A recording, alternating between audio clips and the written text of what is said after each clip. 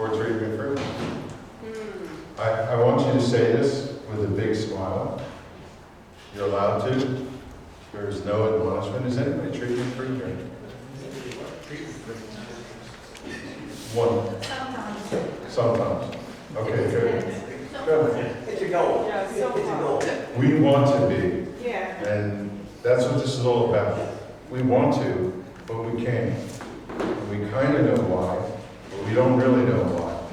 And what I want to do tonight is break that down, and then I want to give you some ideas about how you can go treatment-free.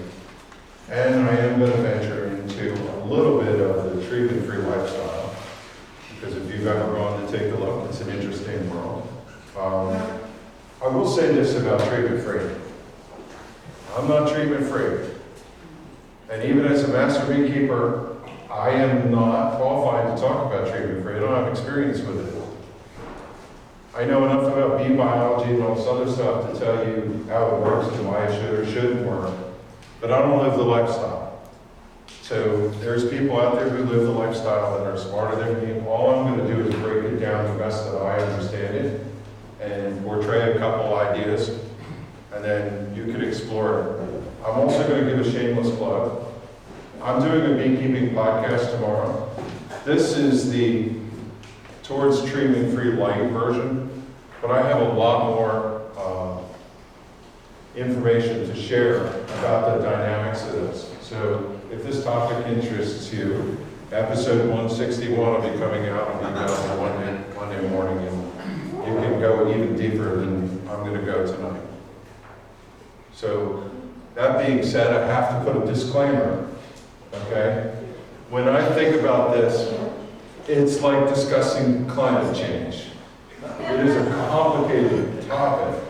And the funny thing about it is, it's very magical. It has a mystical quality to it. Because when you talk to people who are treatment-free, that indicate they have success, and you ask them what they're doing, the difficulty is you can never really get the picture to apply it in your own yard. And I don't think people are trying to be deceptive, but it's not something that there is a book, and this is the exact way to do it.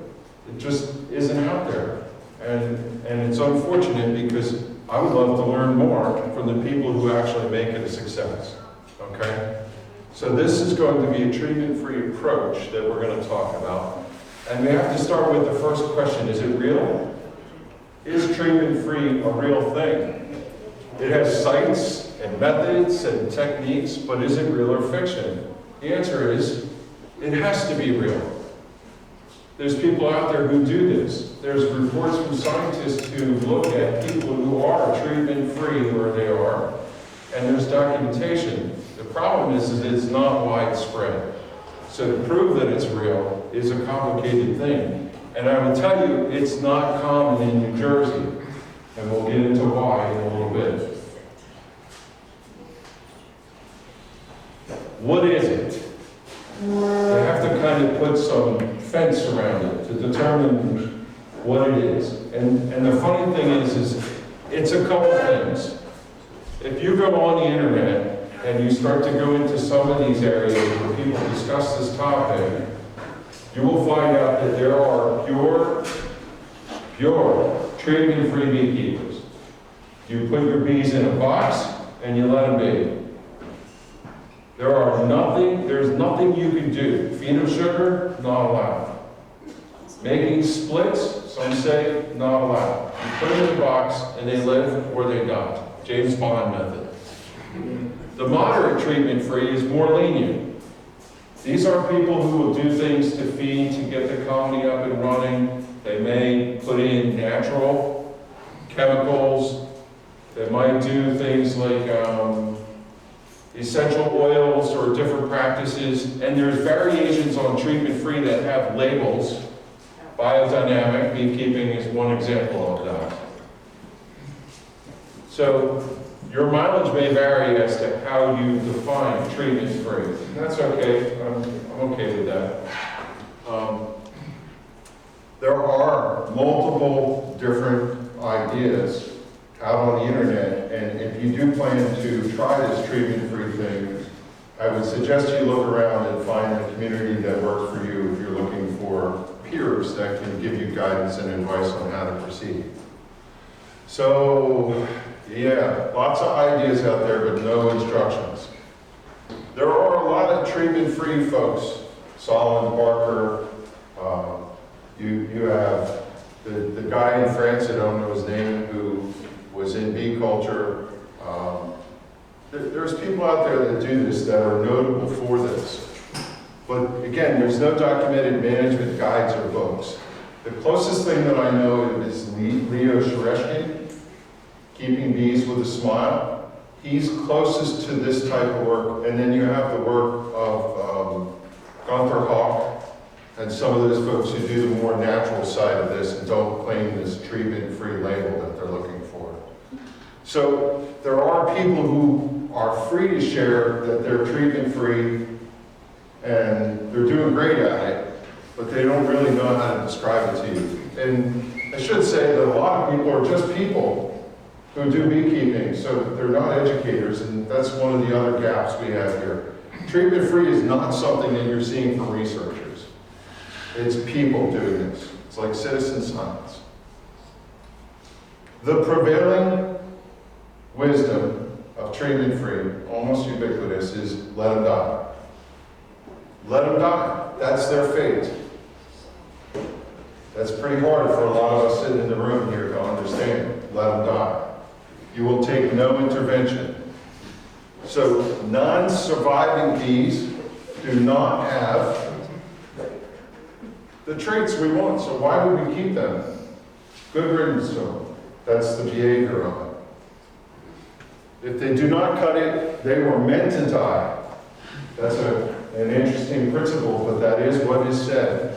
And only the strong survive and all of that stuff. So the point is, they turn this the other way and say, if you're not following these mantras, you're actually in the wrong direction. We're all misguided. Because your treatments are keeping the evolution of the bees to be able to cope with the mites in the Stone Ages. If we had not, and there are scientists who agree with this too, if we had not intervened with chemicals, the bees might even be able to handle mites at this period. That's where a lot of the passion about this prevailing principle comes from. That's the underlying root cause of why people believe this is the way to go. I want to be treatment-free. You want to be treatment-free. And it's for these reasons. What's not to love? Survivor stock. You have bees that have good genetics. Only the strong survive. So you're working with the best of the best girls in the house. They will say that if you follow this, it goes to faster evolution. There's some people that say evolution has got to take its own time, and you as a human being are not smarter than nature, and you're going to get evolution at whatever pace it's desired to go. These people are saying they're evolving their bees faster. All the other obvious things, I don't have to treat, it's less expensive, it's less work. I don't put chemicals in the bees that harm the bees. What's not to love about this? And when you think about it, this is the number one claim that all of them say is we need to get back to nature and do things not like God-like principled humans, but be natural. And it is what nature intended. So you're going against the grain when you're putting treatments in your house. I think there's another reason. And I think it has to do with us and our evolution as human beings. The primal reason is we just want the world to be simple. We really do. There is no pleasure in doing anything to have to fix this problem. It really isn't. And we don't like it. And there's another thing about the historical reason of beekeeping that we just want to go back to better days. In the old days, it was a lot easier, and that nostalgia would say they didn't have to treat back then. Why can't we be in that era? successful treatment-free beekeeper, they have the secret sauce. They have all the things that you need in order to make this work.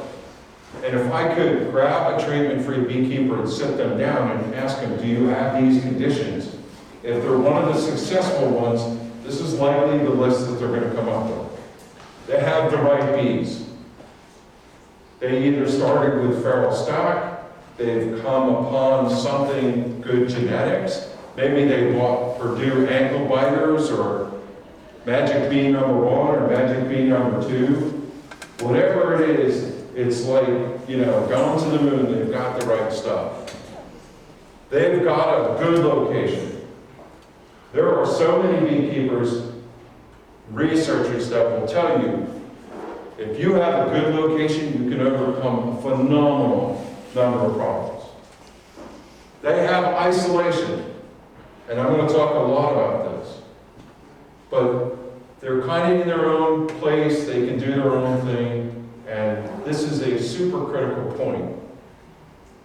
I think a lot of the treatment-free beekeepers decided to do this, and they do it on their own, and they're passionate about what they do, and they are working at this and develop a lot of personal experience, tribal knowledge on this. And a lot of the ones, because they have to defend their honor, are very passionate and they learn very well about this stuff. They can definitely tell you why or what is going on. And then it takes a certain perseverance. You have to have the fortitude to do this. And this is something that I think, and I'm going to say the uneducated new beekeepers who come in and they want to be natural and they want to help the bees, and somebody whispers to them this treatment-free thing, and they want to go in and do it, and they're going in 2 years because they don't have the last bullet. They didn't realize how hard this is really going to be, and it is. It is the hardest thing to let your bees die. It's the hardest thing to try and keep them alive, and when they die, it's super frustrating. But these people are doing it on purpose. So again, when I talk about the right constitution, wow, you really have to be passionate for this. So let's say we did. We built a big apiary, we put hives all over the place. We're going to be treatment free. Year on year, my hives are getting bigger. If I agree to this and I'm not going out and capturing ferals or swarms, but maybe I'm doing splits, and now I got from 2 hives to 12 hives to 20 hives, I'm doing wonderful, right?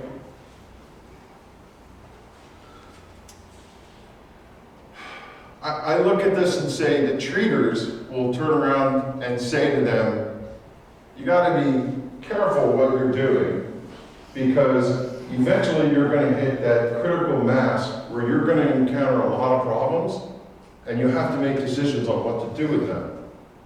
So they say it can be done, and the new people are building out these big old apiaries, and they're heading for this catastrophic failure, and they don't have, as a new person, experience on what to do with it. And they have this mass implosion where the mites kill their bees, or disease comes in, or something happens, and then they pack up and sell all their equipment. So it's difficult, and this is why when we did our mentoring program, we try to coach people, treat first, treatment free later, right? And that's really what I want to say about this slide. It's a challenge. So, real world reports, real world. I know for the years since 2008 that I've been doing this, people have tried. I'm going to tell you what happens. They get interference. They cannot build their apiary in New Jersey and not encounter people who are putting packages in. What's wrong with packages? Doesn't have this great feral stock genetic. It's stuff coming out of Georgia.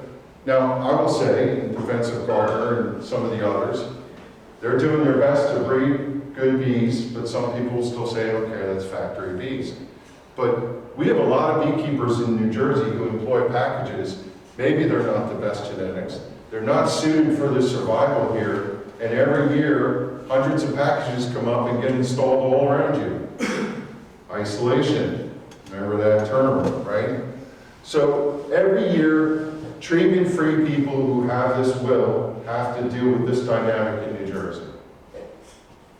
It's the way of life, okay? Dilutes the genetics, which is the important part of it. I was in an interesting forum today on the treatment-free thing where we were talking about this. You have survivor stock, hive. It is surviving. It's doing great.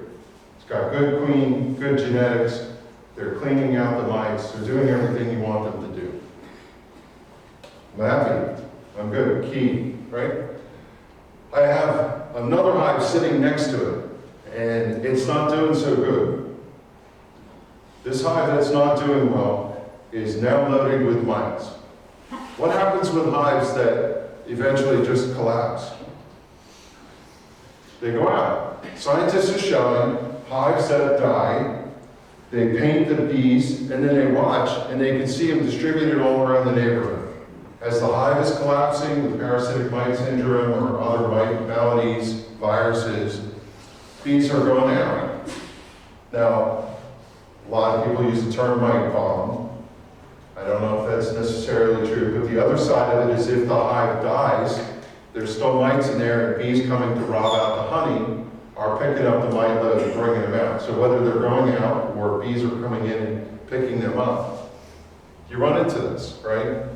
The mites are absconding, and now your surviving hive is dealing with the neighbor's problems. Now, as a treatment-free beekeeper, I've asked a lot out of these bees. I want them to deal with their own mites. And maybe when they were isolated and all by themselves, they do fine with that. But now they're getting the pressure of the neighbor hives that are collapsing. And you're asking too much of this hive. Some treatment-free beekeepers say, well, they can't deal with that, they gotta go too. Okay. I don't know how you get ahead in that situation, but you're artificially impacting your survivors that should have made it. And I, as a treatment-free beekeeper, want the good genetics so I can breed out of this hive. And if that hive is collapsing, I'm going to take a daughter queen out of this one, and I'm going to transplant her genetics into that one, and I'm going to make this hive as good as this one. But if this hive is dying and it's killing this hive, I'm losing everything. Get it? So that's a little unusual way to proceed, in my eyes. But treatment-free, say let them die, everybody dies, and if there happens to be, and I really hope there is, a survivor, we're just going to breed out of that whole survivor piece and we'll keep going. What I want you to understand from the treatment-free side of things is, you're in it. You're in it for the long haul. This is a lot of work, okay? You've got to build all your hives out. And there's different approaches where they say, if I want 5 hives, I have to build how many? 10. Because I'm going to let some die and I want to maintain 5. So I just keep building more hives than I need with the expectation that I'm going to cull the dead ones and it'll come down to the number that I want. So, you know, some say a rule of a third. I need a third more. Some say you need twice as many as you intend to keep because you have to account for the ones that are going to die. So it's a lot of work. And then the ones that do die, how many of you love cleaning up their hives? What do you do with the equipment, the wax moths get in and all that stuff? When I said it takes perseverance, this is the kind of stuff that I'm talking about. You lose honey production. If all these hives die, and I have to keep splitting this one, or going out and getting ferals or whatever, then if I'm taking bees out of this box and putting in that box, they're not making as much honey. So you really are probably in it for treatment-free and not for honey harvest. That's part of that decision, which they say is part of treatment-free. And here's the problem. Evidence to the contrary in New Jersey. What happens in New Jersey? Eventually, this is my experience, with all the beekeepers I know who did the treatment-free thing. They have a good run for a while. You put a young queen in, you run her for a couple of years, you breed from her, you have a bunch of hives that are all newly starting, and then you say, I'm done, I don't want any more hives.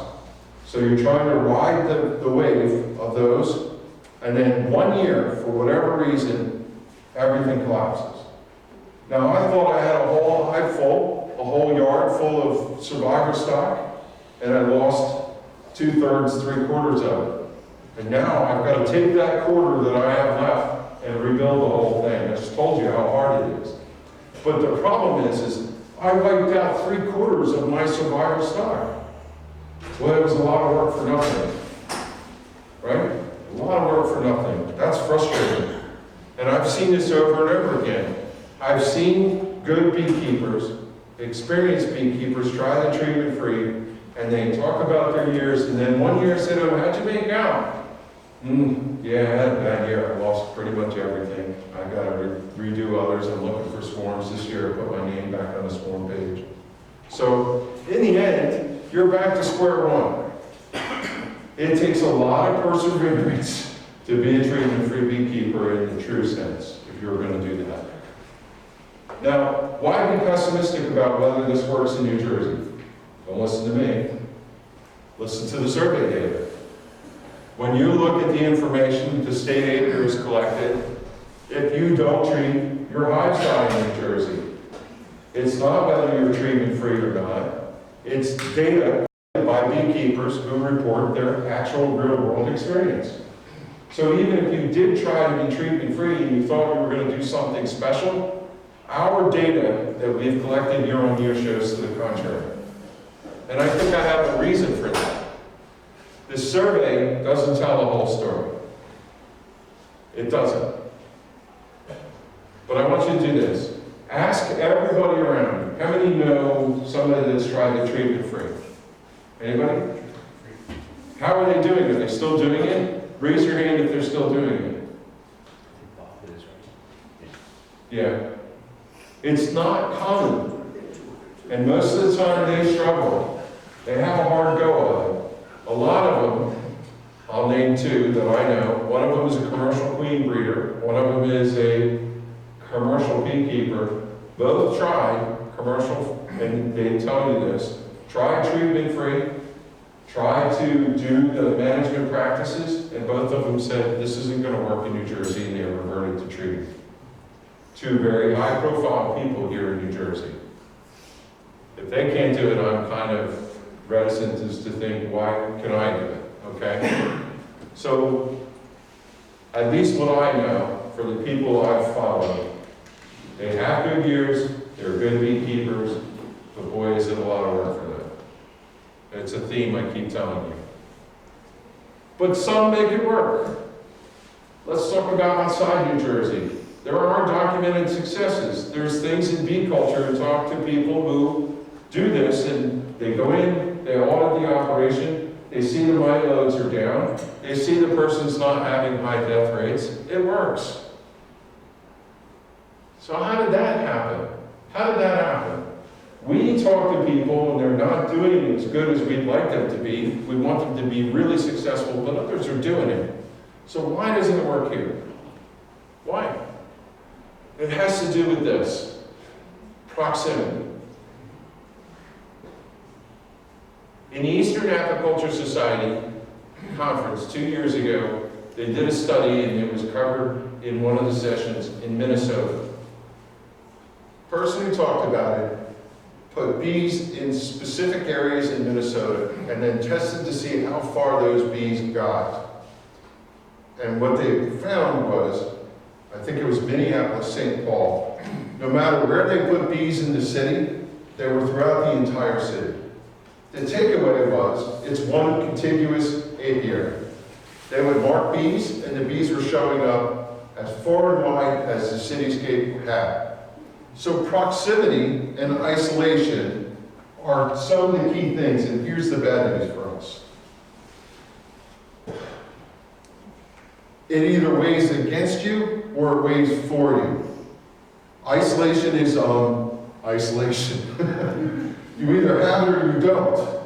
Now you can make isolation in an artificial way, which I'm going to talk about, which is you be the biggest kid on the block. How many of you feel like you could be the biggest kid on the block in New Jersey? We're all a bunch of little, yeah, okay? We need a massive undertaking to have a collaboration to make that work. And it is, unfortunately, a bad news situation for us in New Jersey. In fact, it looks like this. NASA picture. Look at the East Coast. Let me make it look bad. We're right there, right? We're right in the middle of that corridor from Boston to Washington, D.C., and there are so many hives in our area that it makes it really one contiguous apiary. Yeah. Is that what the light represents, apiaries? No, this is a light map to show you population density, but I think it shows the number of people. If I go back and look at it, I want to live right about there, I think. Or maybe over here. Yeah, and you know, I will say this one point. We came over on a boat and we settled on the East Coast, and then we moved west. It stands to reason that there's a lot of people here. And it stands to reason that there's a lot of people along the coastlines. And if you think about it, Boston to Washington, D.C., but actually, we're between New York and Philadelphia. And I don't need to tell you, drive outside down Route 202 about the population in our area. And I will say to you that, you know, you drive around, I was driving around and I looked in Sunridge the other day, and I was like, oh, there's hives over there. There's hives everywhere. And when I made a statement to Tim Schuler one time, he said, you don't know the half of it. He goes, there's hives in your neighborhood that are on this road and that road and that road. I was like, really? I thought I knew where they all were. He said, you'd be shocked at how many hives are tucked into nooks and crannies. So there's where we are. And the density of hive population is a saturation of colonies for us. And there's really only a smattering of areas in our state where you might be able to pull this off. I think about Sussex, I think about Warren County and some of those places. Maybe you could find a pocket. If you live next to an easement for power lines or a state park or some of those things, those are some areas where you might find a chance for this. So we don't have the opportunity for isolation. We don't. And I think that's the number one thing. We also have Interstate 78, Interstate 80, Interstate 295, Interstate 95, 202 through the middle corridor, and there are bees traveling to Maine to Florida through our area all the time. So we have those pressures. You don't see that out in the middle of the country. They're not a pathway for that type of thing. If bees fly 1 to 3 miles, 5 miles if they really need it, I promise you, if you did a circle around your hive, you're going to find that you are one contiguous apiary in the state of New Jersey. So, isolation was one of the key principles to make this work, and we don't have it. This makes the Debbie in us come out. Debbie Downer. Sorry. Debbie Downer. For some of us who have that person who has the massive passion and is going to be a new beekeeper, and they're going to go treatment free, we become a Debbie Donor because their stuff implodes and we help them get restarted and we teach them the ways to treat, right? But the problem is I want to stay positive about this. I would love for us to find a solution to this problem. There is a way. There is. And it's actually, surprisingly, not much different from what you're doing today. What if you could avoid all the losses in the process? And I want to be positive about it. All right? I want you to sign up if you're going to try this. So 4 ways to succeed. Not the way yet, just 4 ways. 1, I'm kidding on this. Let me go The first thing said, find an isolated spot. There are pockets in New Jersey, and you can find an isolated spot. You have to find ones where your bees flying have all those things that I listed and isolation in New Jersey. Can happen. You want to dominate the space. If you can put enough bees where you're the big kid on the block, and then be a great neighbor and do due diligence to find every single beekeeper around you and give them bees, queens of your liking, then you control the genetics in your area. You need to work that program out, okay? Let them be. Put your bees in a box and let them die. Follow the program, clean out your dead outs and do all that stuff. That's a way you can succeed. You can literally stay the course, and if you lose everything down to one eye, just keep breeding them up all the way. There's people who do it. And then there's that expansion model beekeeping that Solomon Parker, a treatment-free guy, talks about, which is just put as many hives out as you can, and eventually enough of them will survive that you'll have as many hives as you want, and you can just keep breeding those genetics. But I want to talk about toward treatment-free. This is the method I'm going to say you can try here in New Jersey. We will not, in this club, promote letting your hives die. Sorry. Just, you are a caretaker of livestock. These bees are under your care. As soon as you get them out of a tree and you put them in your box, you're like a farmer, you're somebody that has to take care of your livestock. And if you are doing that let them be thing and you're not in isolation, I'm sorry, but you're impacting your neighbors. And we aren't going to promote that. So we have to give you another way. And the way is treat in order to go treatment free. You have to treat in order to go treatment free. How the heck does that work? It's actually stupid simple. Uh-oh. Monitor all your hives. All your hives. Treat the ones that need it. I'm going to stop right there and say, that's it. That's the secret to become treatment free. See, this is the thing. If you're game to give it a go, Megan Milbrath came up with this idea. We were at, Bob Moss and I and a couple others went to the Philadelphia Beekeepers Symposium in 2016, and Megan gave this talk towards treatment free. And this was her idea, all of her credit. I don't know where she got it, but it's genius. Monitor all your hives and treat the ones that have high mite loads. Treat them, don't let them die. And then, if you treat the ones that need it, but not the other ones, what do you have in this hive?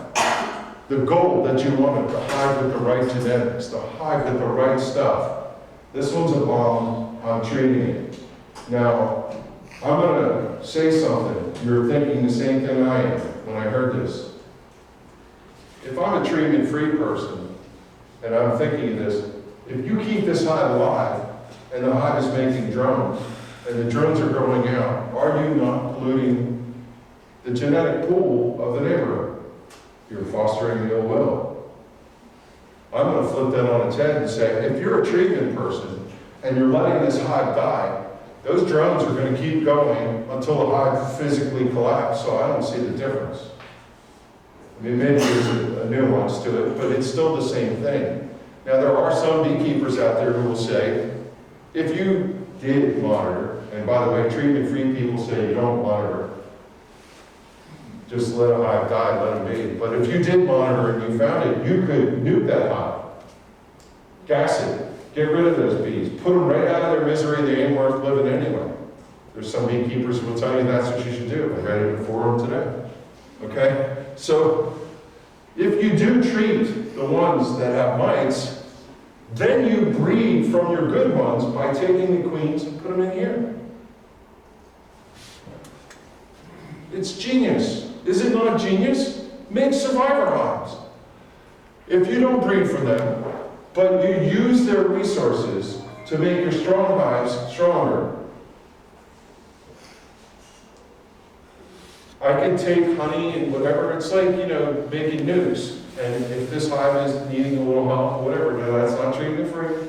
Treatment free says you don't prop up bees, you don't do things. That's what you do, right? But you don't condemn these bad bees for a bad queen. You just give them a better queen. That's the principle of this. So breed good bees and make daughters from the good bees, and then make your hives good bees too. And now you have a whole yard of happy good bees. And if those bees are genetically superior and they can continue to survive without treatments because you're monitoring them, then where are you? You're in the same place that a treatment-free person wants to be. You've been weaned off of chemicals because you have improved your genetic stock. And boy, I really hope you're sharing those queens with your neighbors. Okay? If you systematically requeen those factory hives that are not making it and turn them into good producers, you win. It's a win-win scenario. But you have to invest the time to monitor, and you have to invest the time to reset those hives. It's still work. So, is it treatment-free? Of course it's not. We're putting treatments in to sustain this hive while we wait to replace. I'm going to put Aquivar in it, but after the 56 days are up, I'm hoping I can pull a queen cell out of this one and put it in. And it's a short one-time treatment. I'm not coddling this hive. I'm going to go in and I'm going to pinch that queen that's not doing it. And I'm going to replace her with one of these magical daughters, and I'm on the way to a good life. I end up with what I wanted in the first place. Do I not get good survivor stock? Have I not fostered good genetics? Only the strong did survive with help from the queens. Faster evolution, I still get fuzzy about that. But it will be eventually less expensive, less work. You won't be treating your bees, which means you won't have that harmful chemical in your soup, right? And it is still more natural if you're not treating them. We've accomplished everything a treatment-free person wants to do, but in a little twist of fate. So, long-term alliances. It may work in your yard, but what we want to do as a club is if we adopt this, and we were all doing this, think of the genetics we'd be populating New Jersey with. So today starts kind of a commentary for me. I'm going to give it on to see if I can educate beekeepers around the state on this idea. Megan's idea now, my idea. Because I think it's cool. Now, Billy Davis, who is no longer with us, but he did this program down in Virginia where they walk and raise good hives, good genetics, and then just if you want a hive, come see us, we'll give you one. Take our genetics. They were giving away queens. They were doing that stuff. This is not a novel idea. It's a program that runs in other places. In New Jersey, because of our proximity, it's going to require a bunch of us to start down this path and then give away our queens, okay? So we could give good queens to our friends and neighbors, and our survivors are casting off, and they're the boys hanging out at the singles bar over there in the congregation area, and your girls are benefiting from my good deeds if I'm going this path. In the end, we would hope we could wean ourselves and do what Bob Kloss is always preaching to everyone, is have our genetics in New Jersey, suitable to our climate, suitable to our vegetation and other things. That would be the way this would also improve us. So Megan Milgrath, her article was in Bee Culture, July 2019, if you have the paper version. It's up on the web. If you write down save lives, monitor hives. This thing that I just talked about, she wrote in far better prose than I could ever articulate. So go take a look at the idea. She's also spreading the word across. Shameless plug, as I said, I'm going to go into detail with this. I think I'm probably going to aggravate some treatment-free people who will give me great feedback for my podcast. But I have a lot more to say on this that I didn't share with you. And if you're interested, just go grab the episode after Monday. And that's it. Yeah. We were in a bee club there, and I was wondering how many people raise queens? How many people raise their own? Yeah, so anybody raise queens here? Well, Ever give it a try? Handful. Joe gets his from his son. Yeah. All right, so he's not, I mean, I try to squash them down and get them to reproduce to get the cells myself. But I don't really, go there and get them and raise a queen bank. So what you're suggesting is, I don't think too many people will do that, going to be able to do that. Let's talk about how reshape raise queens. If I have a hive that's not sort of doing well, and I'm in spring and I open this banging hive and it has 12 queen cells, and I get in with a penknife and I cut them down, I just raise the queen. I understand, but how many people do that? I do that Yeah, all the time. Anybody else, I Marcus? don't have enough, I have Yeah. to get a couple out of my bunch. I'm 100% with you. Tried 2 years in a row to graft queens, limited success, have a can-do attitude. It's hard work. I agree with you. I'm thinking that if you're harvesting the queen cells, that's probably the best way a hobbyist can go. But I'm just saying, I'm not capable of saying, here and here and here and here to everybody Yeah. to expand these genetics like you're saying in this program. I think it's a great idea. I don't know. Yeah, so let me thank you for that. This is an idea. The idea has to be planted. I don't know that you can go take action on this, but I'm putting it out here.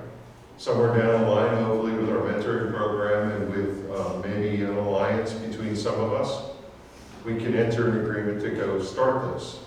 I really just wanted to tackle treatment-free as an idea because, we have a lot of topics that we talk about. I really don't want to talk about Varroa again. And this is one of those topics we never spoke about, but it's always been on my mind to say, how does this work, right? To your point, queen rearing and raising queens in the options, Alice has been begging for that. She's on the campaign for that. So that's probably somewhere we'll go next year is how do you raise queens? I went and took a queen rearing course with Vincent Aloya this year to learn, and I would assume in time we'll be able to tell you. You're good, right? I don't know, I looked into it much simpler way than cutting out a queen cell and moving it around. I had a strong hive, I had a strong working queen, I had a frame with X number of queen cells, I just moved the frame. Yeah. So it's made simple and working. I have done both. I learned probably 6 or 8 years ago from a video on YouTube with the fat bee man who just took his little penknife and said, here's $25, here's $25. You've seen that video? But I have also done splits where I do 1 potato, 2 potato, 3 potato, 4 potato, right? And I'm taking queen cells and I'm putting it over here, queen cells. So I agree with you, and I know that there are times when I open a hive in April, and there are bees across every single frame, and you couldn't drop a dime and squish 4 of them. That's the hive when you go in and you find queen cells capped or in process on 4 or 5 frames, and if you split that, you can divide those genetics up very well. So yeah, good point. You can also notch the Yeah. notch the frame. Are you aware of any work that's going on, mostly on identifying the genes that help with mite resistance? Are you working on genetic modification of bees to be mite resistant? Yeah, the question is, what work is going on for the genetics that give mite resistance? There are a number of different, I'll call them lines, out there that have been well publicized. Saskatraz bees, Minnesota hygienic, Purdue ankle biters, the list goes on and on. Russian bees is another variation of that, where they came from Russia, they've been dealing with mites for a long time, and as they're dealing with mites, they're a good breed for us to bring in. Russian breeders are putting bees out and they're cohabitating with ours and spreading the genetics. So yeah, there's different traits that you can go buy, literally go buy That's those like, bees. people making different flowers, right? It's like breeding them and it's. Yeah, breeding special sheep and all Well, that. that's different, I'm asking about. Well, what would a treatment-free person say about somebody who was buying genetically modified bees, or, you know, somebody, you're breeding this genetic, but you're losing the other genetic? I mean, I'm not, sorry, treatment-free people don't know. Are I you don't asking mean it like that way. somebody? I'm saying that that's one argument against that. They're saying the best bee is the bee that you put in your box, in your yard, and let it survive, and then breed from that. Your question is, I think, maybe, is anyone doing CRISPR type work where they're doing gene manipulation? Yeah. I'm not aware of it. In the New York Times, they Yeah. identified the genetic modifications that allow butterflies to eat milkweed. Yeah. And they identified 3 modifications that have to occur in a certain quarter. They made those modifications in fruit flies and made fruit flies that could eat. Yeah, maybe I wasn't clear enough. Things like Minnesota Hygienic are selected, but there's also people like Sue Copey who are selecting specific queens and doing artificial insemination and driving the genetics that way. And there's a lot of people doing that type of work. But the CRISPR thing is actually even the next level. Yeah. Where they're going in and manipulating in situ. Yeah, not like RNIA and that type of thing. Yeah. Yeah, That's, I don't know of anything in that. where, No. yeah. But again, I think treatment-free, the mantra is more purist than that. We'll go to him in a minute. These mites came from Asia. What are they doing in Asia for their celebrities? Yeah, the question is what's going on in Asia that they have figured it out. One, evolution, their bees are a little bit smaller. The mites in Asia for the Asia bee tend to be all about the drone and not about the workers. It's just they've had longer to deal with it, and the evolution has occurred in that region that the bees are able to handle it. Now, why we don't get those bees and bring them over here and all that stuff, that's a lot of talk about that. That's where the Russian bees were brought over for that specific purpose, because they had those traits. But they've already evolved to be able to deal with it. There's places in China which reported a couple of years ago there was such a lack of bees that they've been hand pollinating in orchards. Yeah, he's saying in China they hand pollinate bees. Wait 1 second, I'm going to come back to you, that question. Yeah, the guy from Malawi, I asked him, we were out there, I don't know if you were at a meeting, Yeah. African guy, so I asked him, you know, can you work your bees without a mask? And it's like, oh, no way. No. And so I was Been there, asking, done that. what do you think of these bees? Do you think that they, I don't know, he wasn't liking our bees. Because he felt that they weren't really bees. Yeah. All right, so maybe what we've done is we've pushed them up and we've put all this stuff into them, and they're making not as tough as they should be. Because you know, the Africanized bees, they don't have a problem with mites. We're gonna come I back to that think- soon. Yeah, the commentary is maybe we made our bees too soft. We need And the the Africanized. Malawi person said their bees were aggressive. As I- far as I know, mites are everywhere, Africanized bees, regular bees. They do have them over in Africa. But they survive with them. What's that? They survive with them. They can Yeah. deal with them. No. I traveled Different. the world Yeah. with beekeepers, recently in Honduras, recently in Ethiopia. They all have mite problems. And these are Africanized bees. Oh, yeah? Absolutely. Oh. Yeah. Honduras, I spent 2 days with a senior beekeeper. He's got his own concoctions, but he still uses his equivalent of apple bar. Yeah, what Dave is saying for the camera is that, I'm sorry. that's all right, I just want to make sure people online are with us. That is, as you travel around, you're seeing people in different regions of the world. They are treating. I just think, I stood with Tim Schuler and the beekeepers in Malawi. I know how aggressive their hives are. A lot of it is how they keep bees, but their bees are more aggressive, no doubt. And they do not have mites in the hives that we looked at. We pulled drones apart, probably a couple dozen. We didn't see any, but that's not to say they don't have mites. We just didn't see it in that one yard. I know that others that I've talked to that go to Africa, they do have mites there. There's no doubt about it. Yeah. 2 years ago, I think it was, when I first got started, I made a John over at Rodeo. They had a one-day seminar for beginning beekeepers. I had to start with you guys, I went over there as well. The gentleman there, the head beekeeper for Rodeo, and he claims, and that's all I can go for, and he runs 2 separate wild remoted apiaries. They treat 0. They're like you talk about, truly, you know, if it dies, it dies. Yeah. But I was in and out of his hives while we were there.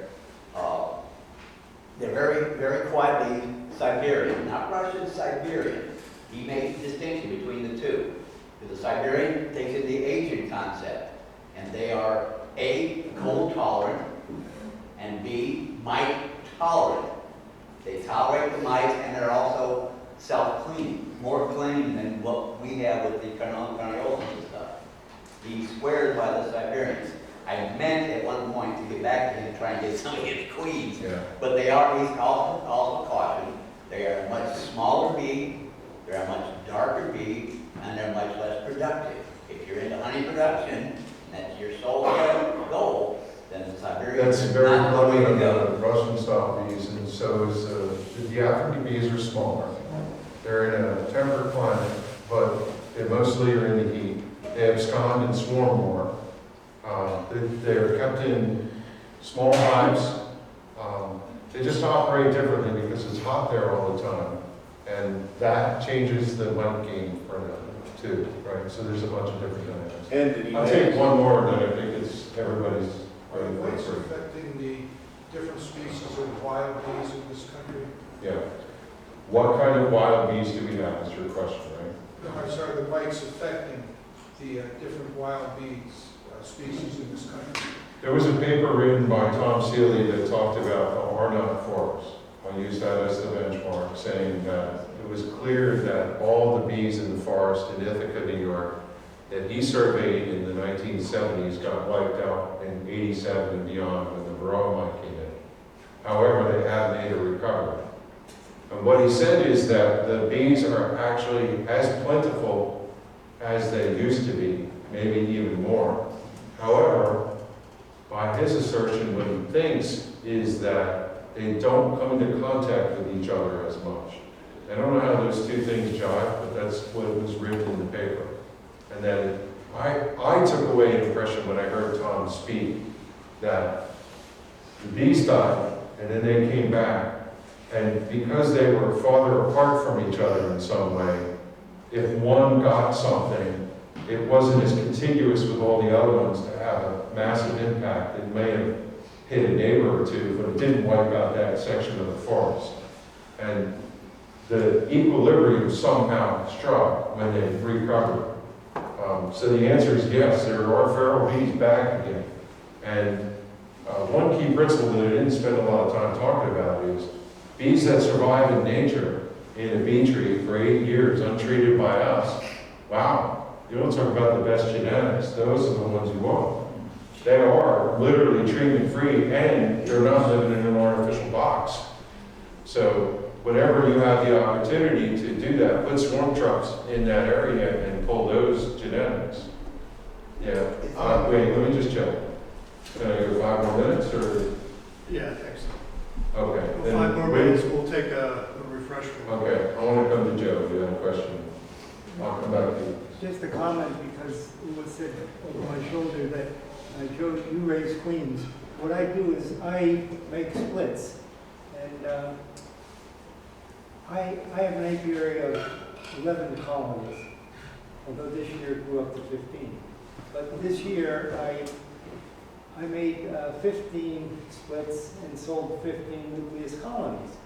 And that is a very, very wise thing to do because you're breaking the brood cycle. And you can therefore, you have less mites.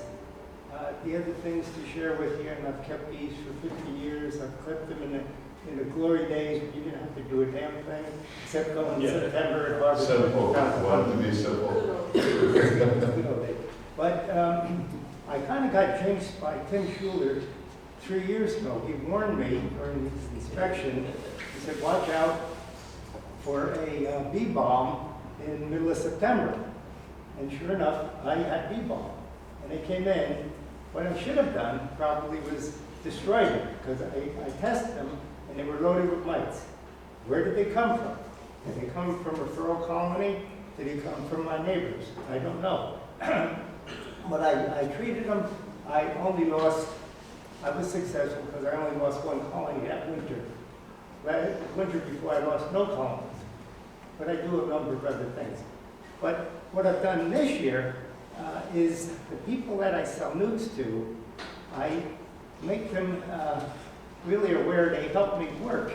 They help me work my beekeeper because I can't work it so much as strong. And the people in the neighborhood, I've gone to their places and treated with formic, showed them how to treat. And so we have now like a bee club within Kingwood Township, and we're knowing each other. Of course, there's one fellow down that has these these crazy hives. That, he's pretty wealthy, so he has the, what do you call a hive where they, you just take the honey. Flow. He has flow hives. But, you know, he could be a bee balmer because he doesn't really understand bees. But he has the money and he can do this. So, what am I saying? Just give you a little bit of my history. One last thing. My son Joe raises queens in Pittsburgh, so they're northern queens.